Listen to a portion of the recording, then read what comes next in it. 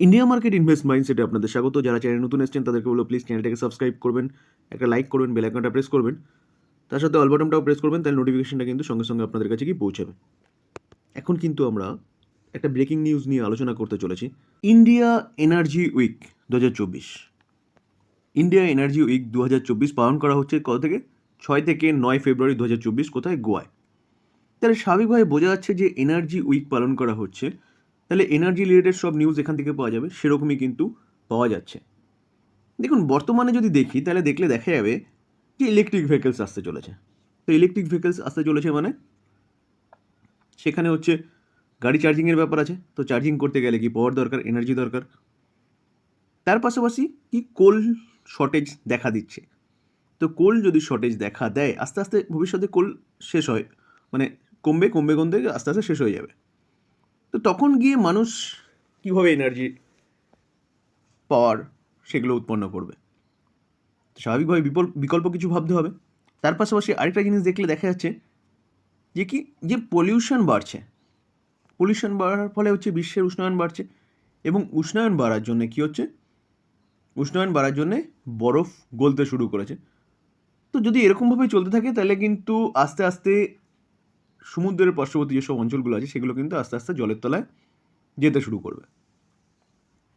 তো ওভারঅল এতগুলো কারণ, তার জন্যে কিন্তু বিশ্বের প্রতি কটা দেশ মিলে কিন্তু এই ইনিশিয়েটিভ নিয়েছে যে রিনিউয়েবল এনার্জি হচ্ছে সোলার থেকে পাওয়ার উৎপন্ন করা, বা হাইড্রোজেন থেকে পাওয়ার উৎপন্ন করা, জলবিদ্যুৎ থেকে পাওয়ার উৎপন্ন করা, বা উইন্ড থেকে পাওয়ার উৎপন্ন করা। তো এইভাবে কিন্তু রিনিউয়েবল এনার্জি থেকে পাওয়ার উৎপন্ন করার কিন্তু একটা দর দেখা যাচ্ছে। তাহলে ভবিষ্যতে দেখা যাচ্ছে কি, যে পাওয়ার কিন্তু আরও বেশি ইউজ হবে। তো পাওয়ার বেশি ইউজ হলে পাওয়ার তৈরিও করতে হবে। তো তৈরি করার বিকল্প ব্যবস্থা কি? কোল শেষ হতে শুরু করেছে, পলিউশন বাড়ছে, বিকল্প ব্যবস্থা সোলার এনার্জি, গ্রিন এনার্জি বলুন। তো সেখান থেকে কিন্তু একটা ভালো নিউজ পাওয়া যাচ্ছে।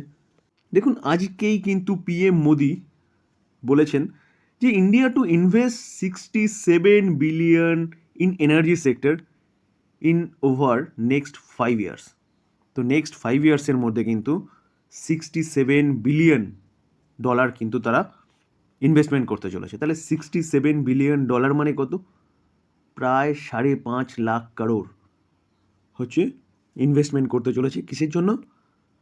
এনার্জি উৎপন্ন করার জন্য, এনার্জির ডিমান্ডটাকে দেখে।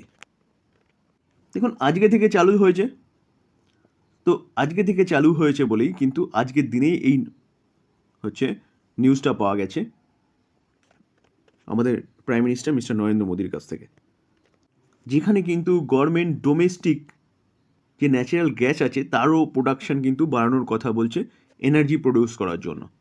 ঠিক আছে? তো ন্যাচারাল গ্যাসের সেগমেন্টে কিন্তু আমরা দেখেছিলাম যে রিসেন্টলি কিন্তু 2025-এ মানে এই ফাইন্যান্সিয়াল ইয়ারেই 1.2 লাখ কারোর হচ্ছে একটা ইনভেস্টমেন্ট গভর্নমেন্ট করতে চলেছে ডোমেস্টিক ন্যাচারাল গ্যাসকে প্রডিউস করার জন্য। তারা লক্ষ্যমাত্রা রেখেছে 2030-এর মধ্যে কিন্তু সেই যে মানে এই যে ন্যাচারাল গ্যাস থেকে যে এনার্জি উৎপন্ন করার যে প্রক্রিয়া, সেটা কিন্তু 6.3 থেকে বাড়িয়ে 15% করতে চেয়েছে।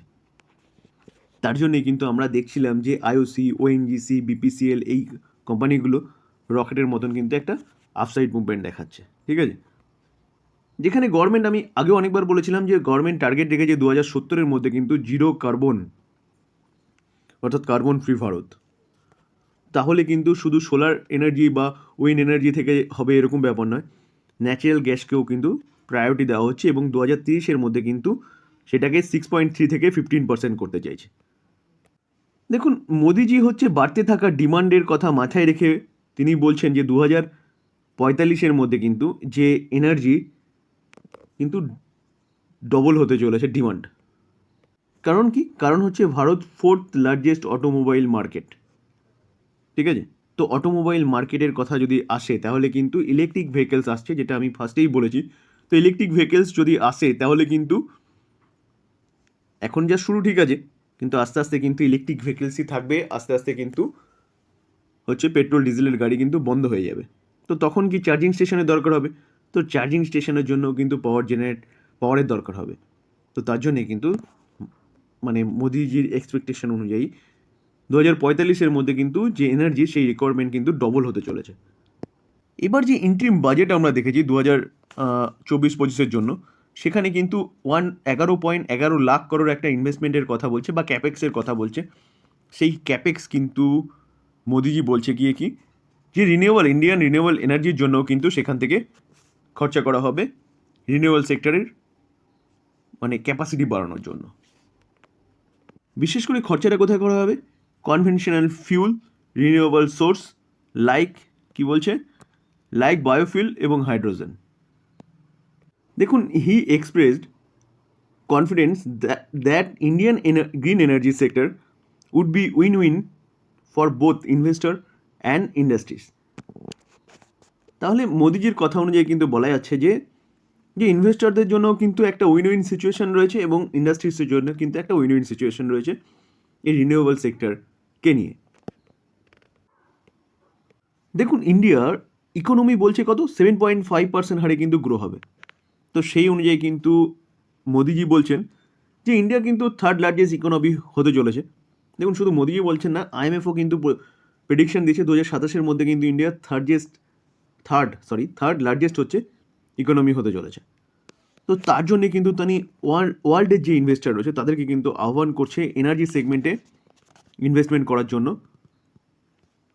ইনভেস্টমেন্ট করে তারা ভালো গ্রো করার জন্য। তো স্যার, এত কিছু যে নিউজটা পাওয়া যাচ্ছে আজকে 6 ফেব্রুয়ারি, আজকেরই কিন্তু নিউজ, আমরা এই যে নিউজটা পেলাম সেটা কিন্তু প্রাইম মিনিস্টারের নিজের বক্তৃতা থেকে পেলাম। তো সেই জায়গায় দাঁড়িয়ে স্যার এটা তো অ্যাটলিস্ট বোঝা যাচ্ছে যে রিনিউয়েবল সেক্টরে ভারত কিন্তু অনেক কিছু করতে চলেছে, যেটা কিন্তু আমাদের রিনিউয়েবল সেক্টরের যে ডিমান্ড অর্থাৎ পাওয়ার বা এনার্জির যে ডিমান্ড, সেই ডিমান্ডকে তো অবশ্যই পূর্ণ করবে। তার পাশাপাশি আমরা যারা ইনভেস্টার রয়েছি তাদেরও কিন্তু ডিমান্ডটা পূর্ণ হবে, অর্থাৎ আমাদের স্বপ্ন বা আমাদের ফাইন্যান্সিয়াল ফ্রিডম, এগুলো কিন্তু আমাদেরও পূর্ণ হবে যদি আমরা রিনিউয়েবল সেক্টরে ইনভেস্টমেন্ট করি।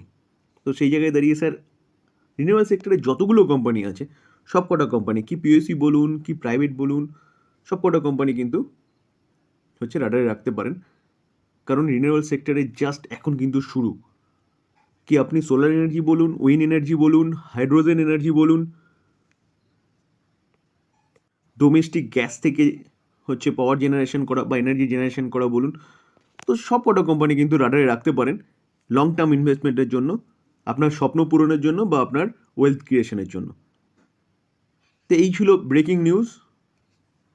যদি আলোচনাটা ভালো লাগে, যারা চ্যানেল নতুন এসেছেন তাদেরকে বলো প্লিজ চ্যানেলটাকে সাবস্ক্রাইব করবেন, একটা লাইক করবেন, বেল আইকনটা প্রেস করবেন। থ্যাংক ইউ, ভালো থাকবেন।